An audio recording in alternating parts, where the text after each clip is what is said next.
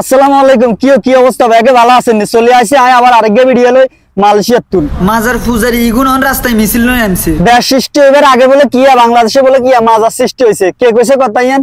এই যে মাজার পূজারির দালালেরা হাগল ছাগল যেগুলা মাজারের নামে শিরক করে যাইতেছে এবং ইসলামের নাম করি মানুষের কাছে এভাবে মানুষের ধন সম্পদ হাতিয়ে নিচ্ছে।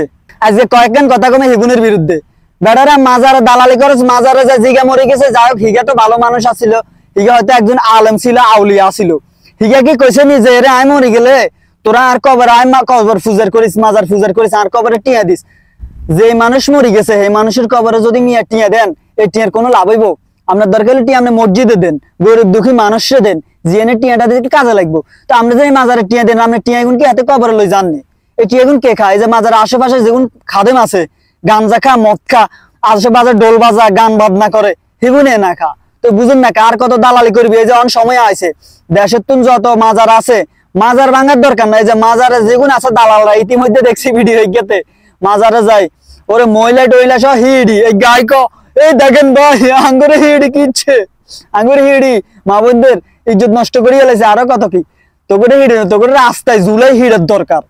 মাজার পূজারি বন্ডরা দেশের মধ্যে তোরা যা শুরু করছ।